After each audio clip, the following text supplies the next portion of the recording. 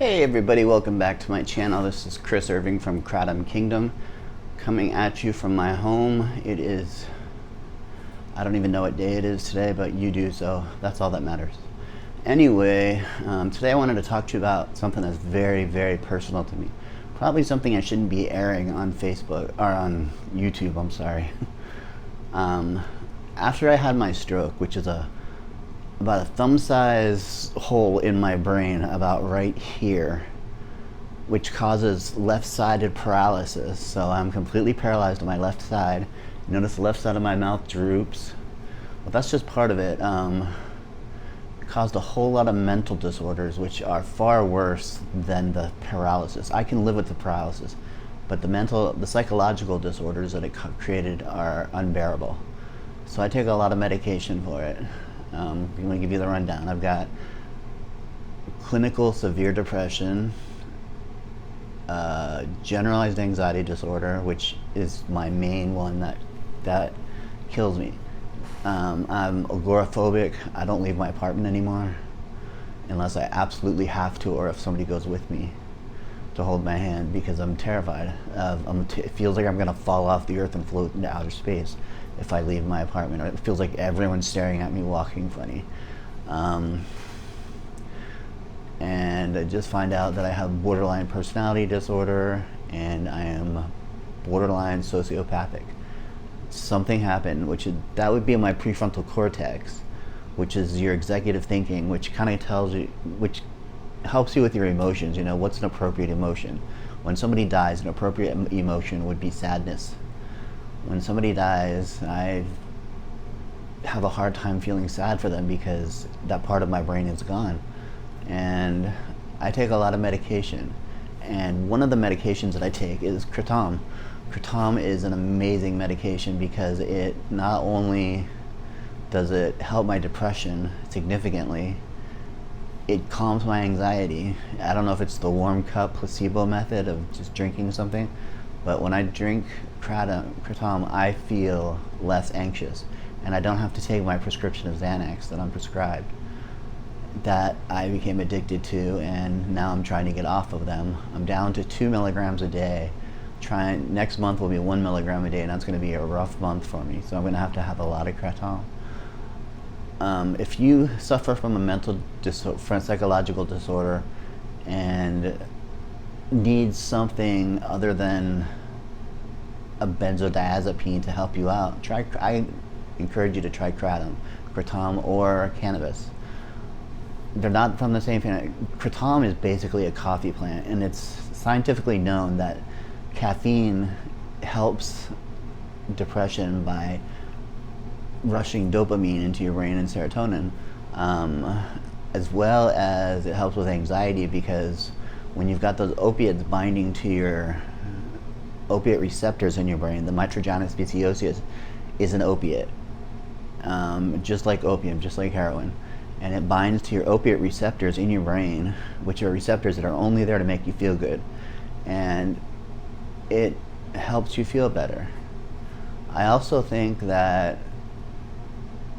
know when I run out of it, that's when I start to feel most depressed. I run out of my antidepressant for a week because I changed pharmacies. And I thought, I'm not really depressed, I'll just drink Kratom. And then I ran out of Kratom, and my depression was profound. I've thought about killing myself again.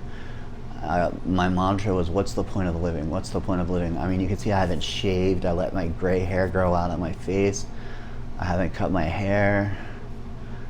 And I don't even know how long it's been since I've had a bath because I'm so depressed. I recently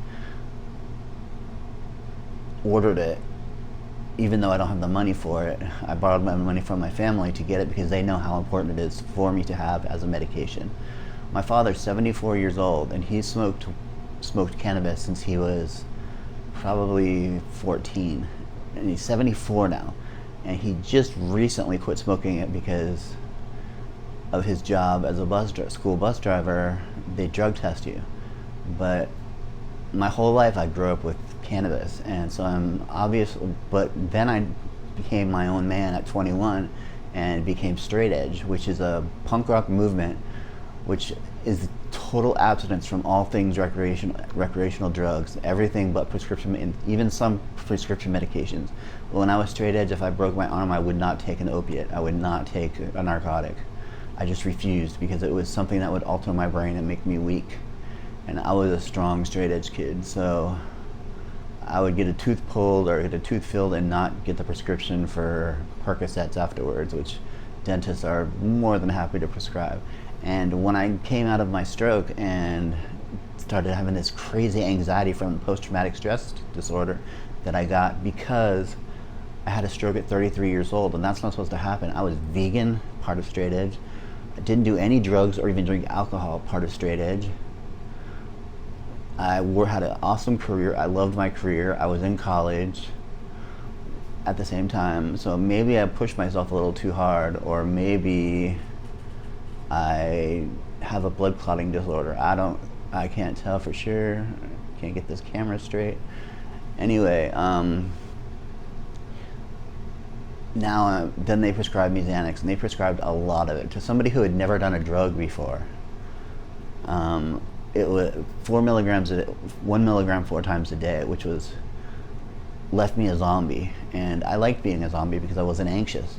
So I took them 120 a month, and I would end up taking half of that. I mean, I would end up taking the 120 in half of the month. So then for the rest of the month, I'm going crazy, scratching, going off of the wall, anxious. My heart hurt from pounding. I was sweating and having panic attacks in public, and didn't want to go out. I didn't leave my apartment until my next 120 would come in the mail from my mail order pharmacy. Then I would start downing those again.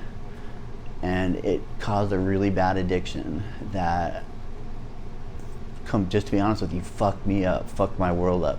And which is why I'm proud I'm straight edge again.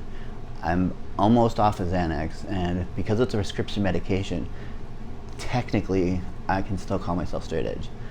I'm still vegan. I still don't drink alcohol. I still don't take recreational drugs except for Kratom. And Kratom is like drinking coffee to me. I don't see it as a drug. It does give you a sense of euphoria at times, but when you're depressed, you need that for your medication. If I were a doctor, I would prescribe Kratom and cannabis because they're two perfectly natural ingredients in the earth that help and heal. And I feel so much. I haven't had Kratom in about 2 weeks right now, and last time I went a month, and the first couple of Kratom I had was amazing, and I survived that 30 days, but it was rough. I'm coming up to the end of my 2 weeks, and I did get my antidepressants in the mail yesterday, so I'm able to smile today. What a cheesy ass smile, only half of my face smiles. And I'm so sociopathic, I don't even know how to smile. I mean, I just don't have it in me. My eyes don't smile, my eyes are dead all the time. But I really enjoy doing these videos, and if you get anything out of them at all, if you learn anything new about Kratom, or if you're interested in talking about Kratom, write something in the comments. I read every single one of them, and I try to reply to most. But some of them are just insulting to me, and about how low quality my videos are, or how I'm just a junkie taking another drug, or silly things like that, which I just ignore. But some of you have given me some really good advice, like different vendors to try, and I've tried every single vendor you've recommended to me, and I've switched because I didn't realize how much I was getting ripped off buying it from one guy. Now I go through this vendor called Moon Kratom, which I got from one of my subscribers, which is a great dispensary of Kratom. I mean, they have high quality stuff, and their prices, you can't beat them. They'll send you a kilo for $79, and a kilo is 2.2 pounds of Kratom, which that should last me about a month, but it lasts me about 3/4 of a month. And then I go the last week or so without any Kratom. But I'm trying to slow down. I'm trying to slow it down a little bit because I drink it way too often, which isn't very straight edge, but I'm human. And if you're human, hit the like button, and please subscribe to my channel, because I need as many subscribers as possible, because I would like to make money from YouTube, because I don't have a job. I live off of disability because of my I was a school teacher. I was a really good school teacher. I taught 6th, 7th, and 8th grade computer skills and enrichment, and I was good at it. I'm all tattooed, and the kids thought that was so cool. I was voted the best teacher of the year when I was still an associate teacher, which is unheard of. But I just had so much energy, and I loved kids so much, and I loved teaching so much.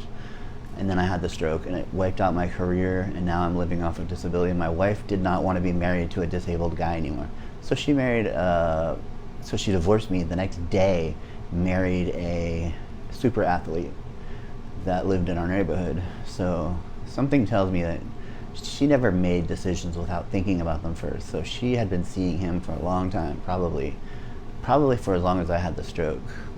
And after 10 years of marriage, she kicked me out of my house that I owned, and said if I didn't leave, she was going to call the police and tell them that I beat her.